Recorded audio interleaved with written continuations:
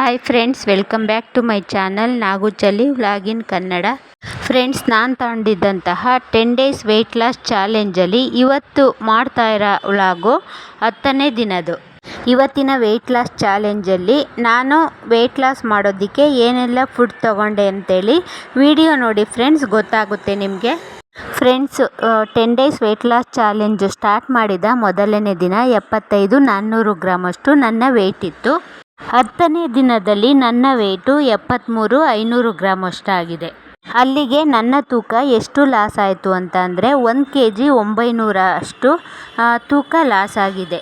ನೀವು ಕೂಡ ಈ ರೀತಿ ಸಣ್ಣ ಆಗಬೇಕು, ವೆಯ್ಟ್ ಲಾಸ್ ಬಗ್ಗೆ ಮಾಹಿತಿಗಳು ಬೇಕು ಅಂತಂದರೆ ಪ್ಲೀಸ್ ನನ್ನ ಚಾನಲ್ನ ಸಬ್ಸ್ಕ್ರೈಬ್ ಮಾಡಿಕೊಂಡು ದಯವಿಟ್ಟು ನನ್ನ ವೆಯ್ಟ್ ಲಾಸ್ ವೀಡಿಯೋಗಳನ್ನ ಎಲ್ಲನೂ ನೋಡಿ ಫ್ರೆಂಡ್ಸ್, ಗೊತ್ತಾಗುತ್ತೆ.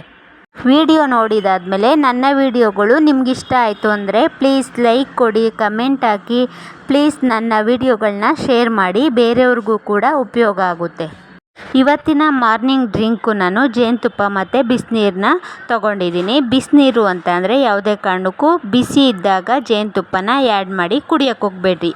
ಅದರಿಂದ ಏನು ಪ್ರಾಬ್ಲಮ್ ಆಗುತ್ತೆ ಅಂತೇಳಿ ಹಿಂದಿನ ವಿಡಿಯೋದಲ್ಲಿ ನಾನು ಎಕ್ಸ್ಪ್ಲೈನ್ ಮಾಡಿ ಹೇಳಿದ್ದೀನಿ ಅಲ್ವಾ. ನಾನು ಅದಕ್ಕೋಸ್ಕರನೇ ಸ್ವಲ್ಪ ಬೇಗ ಕುಡಿಬೇಕು ಅಂತೇಳಿ ತಟ್ಟೆಯಲ್ಲಿ ಸ್ವಲ್ಪ ಹೊತ್ತು ಆರಿಟ್ಟು ಸ್ವಲ್ಪ ಉಗುರು ಬೆಚ್ಚಗೆ ಇರೋಂಗೆ ನೀರನ್ನ ನೋಡಿಕೊಂಡು ಆವಾಗ ಕುಡಿತಾ ಇದ್ದೀನಿ. ಜೇನುತುಪ್ಪನ ಆ್ಯಡ್ ಮಾಡಿಕೊಂಡು ಕುಡಿತಾ ಇದ್ದೀನಿ. ನಿಂಬೆಹಣ್ಣು ಕೂಡ ಆ್ಯಡ್ ಮಾಡ್ಕೋಬೇಡಿ. ಹಾಗೆ ಜೇನುತುಪ್ಪ ಮತ್ತು ಬಿಸಿನೀರು ಹಾಗೆ ಮಿಕ್ಸ್ ಮಾಡಿಕೊಂಡು ಕುಡೀರಿ. ಫ್ರೆಂಡ್ಸ್, ಬಿ ಪಿ ಇರೋರಾದರೆ ತಗೋಬೋದು, ಏನು ತೊಂದರೆ ಆಗೋಲ್ಲ. ಬಿ ಪಿ ಅನ್ನೋದು ಕಂಟ್ರೋಲ್ ಆಗುತ್ತೆ. ಬಟ್ ಶುಗರ್ ಇರೋರು ತಗೊಳಕ್ಕೆ ಹೋಗಬೇಡಿ. ಒಂದಿನ 2 ದಿನ ತೊಗೊಂಡ್ರೆ ಏನು ತೊಂದರೆ ಆಗೋಲ್ಲ. ಪ್ರತಿನಿತ್ಯ ಅಂದರೆ 1 ಸ್ಪೂನ್ ಹಾಕೋ ಬದಲು 2-3 ಸ್ಪೂನ್ ಹಾಕ್ಕೊಂಡು ಕುಡಿಯೋದು, ಆ ಥರ ಎಲ್ಲ ಮಾಡಿದ್ರೆ ಶುಗರ್ ಅನ್ನೋದು ಜಾಸ್ತಿ ಆಗೋ ಅಂಥ ಚಾನ್ಸಸ್ ಕೂಡ ಇರುತ್ತೆ. ಫ್ರೆಂಡ್ಸ್, ಇವತ್ತಿನ ಊಟಕ್ಕೆ ನಾನೇನು ಸಾಂಬಾರು ಮಾಡ್ತಾಯಿದ್ದೀನಿ ಗೊತ್ತಾ? ಅವರೆಬೇಳೆ ತಗೊಂಡಿದ್ದೀನಿ, ಮೆಣಸು ಒಡ್ಕೊಂಡಿದ್ದೀನಿ, ಬೆಳ್ಳುಳ್ಳಿ, ಸ್ವಲ್ಪ ಅರಿಶಿನ, ಖಾರದ ಪುಡಿ ಮತ್ತು ಟೊಮೊಟೊ.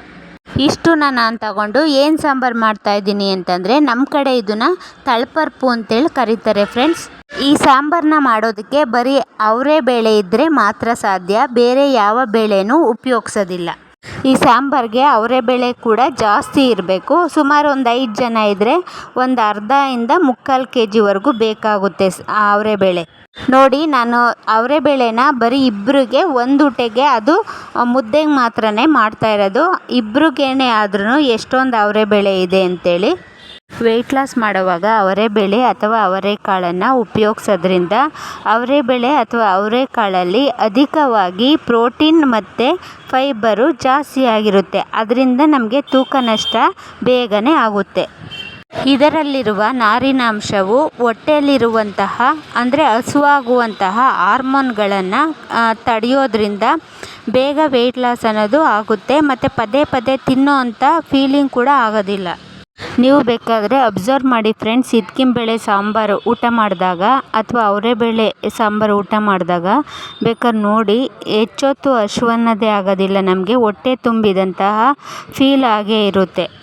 ಈ ಸಾಂಬಾರು ಮಾಡೋದಕ್ಕೆ ತುಂಬಾ ಈಸಿ ಫ್ರೆಂಡ್ಸ್.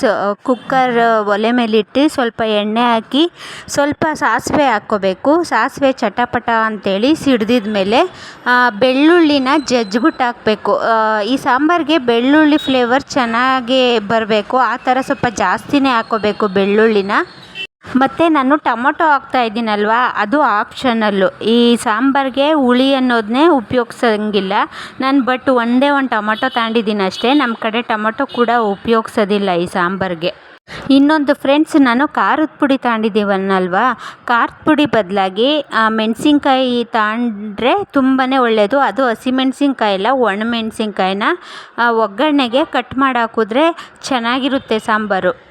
ನೋಡಿ ಫ್ರೆಂಡ್ಸ್, ಇಷ್ಟೇ ಒಗ್ಗರಣೆಗೆ ಹಾಕೋದು. ಈರುಳ್ಳಿ ಎಲ್ಲ ಉಪಯೋಗಿಸಂಗೆ ಇಲ್ಲ ಈ ಸಾಂಬಾರಿಗೆ. ಸ್ವಲ್ಪ ನೀರು ಹಾಕಿ ಬೇಳೆ ಎಲ್ಲ ಹಾಕಿ ನಾನು ಏನೇನು ತೋರಿಸಿದ್ದೆ ಆ ಪದಾರ್ಥಗಳನ್ನೆಲ್ಲ ಹಾಕ್ಬಿಡ್ಬೇಕು. ಹಾಕಿ ಸ್ವಲ್ಪ ಉಪ್ಪು ಹಾಕಿ ಕುಕ್ಕರು ಮುಚ್ಚಿ ಒಂದು 5-6 ಕೂಗನ್ನ ಕೂಗಿಸ್ಕೋಬೇಕು.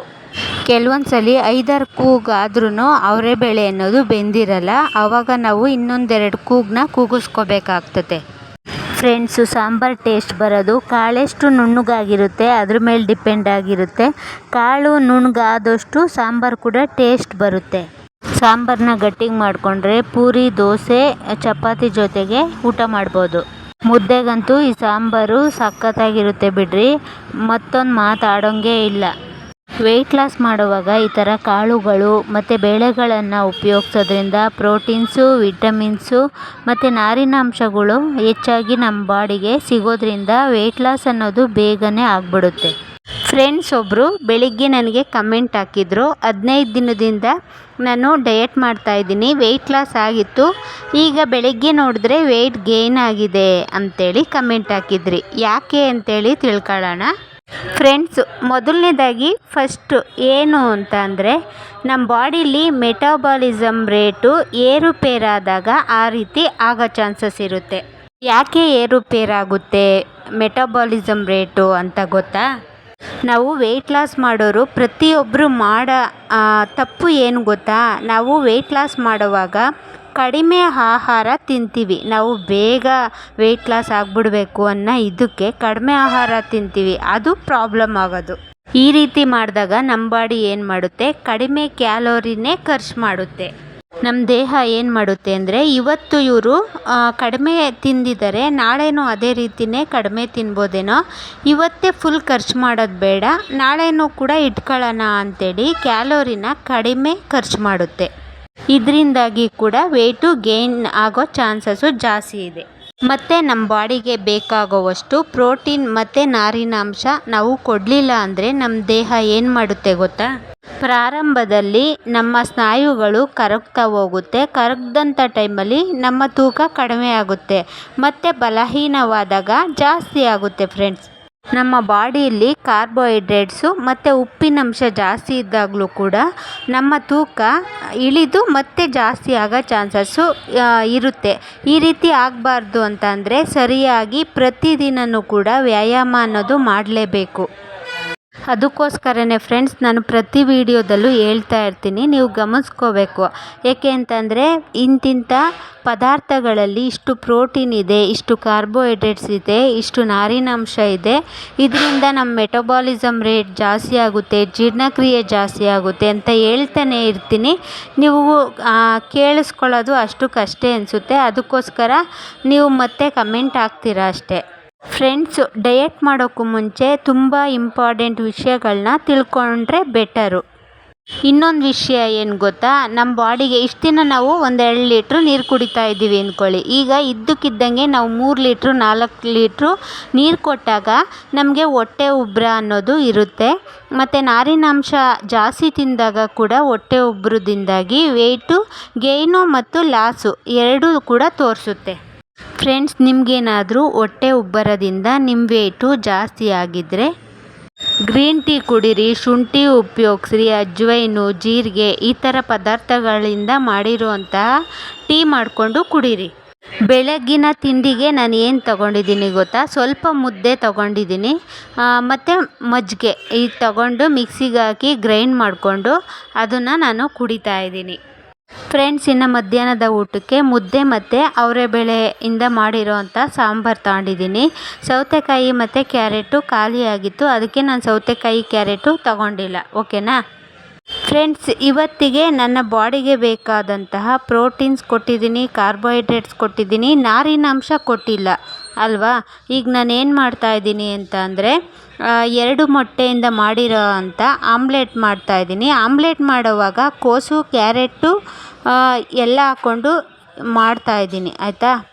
ಎಲೆಕೋಸು ಮತ್ತು ಕ್ಯಾರೆಟಲ್ಲಿ ನಾರಿನಾಂಶ ಇದೆ, ಸರಿ ಹೋಗುತ್ತೆ. ಇನ್ನು 3 ಪೀಸು ನಾನು ಕಬಾಬ್ ತಗೊಂಡಿದ್ದೀನಿ. ಕಬಾಬು ಅಂದರೆ ಚಿಕನ್ ಕಬಾಬು.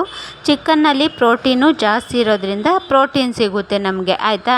ಅಂದರೆ ಜಾಸ್ತಿ ತಗೊಳಕ್ಕೆ ಹೋಗಬಾರ್ದು, ಎಣ್ಣೆಯಿಂದ ಕರೆದಿರೋದಲ್ವಾ. ಓಕೆ ಫ್ರೆಂಡ್ಸ್, ಇನ್ನಷ್ಟು ಒಳ್ಳೆ ಮಾಹಿತಿಯೊಂದಿಗೆ ನೆಕ್ಸ್ಟ್ ವಿಡಿಯೋದಲ್ಲಿ ಸಿಗೋಣ. ಬಾಯ್.